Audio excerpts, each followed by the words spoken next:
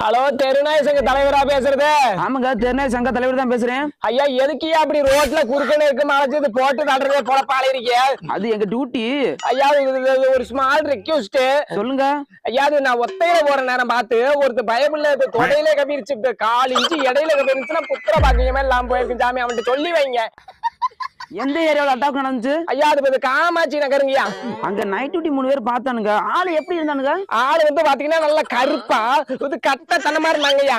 அட நம்ம கருமேட்டு கருவாயன். சரி சரி, நான் சொல்லி வச்சுக்கிறேன்பா. சரி சாமி. அப்புறம் அதே ஏரியாவில என் மாப்பிளையும் வேற ஒருத்தர் கடிச்சுட்டாங்கய்யா.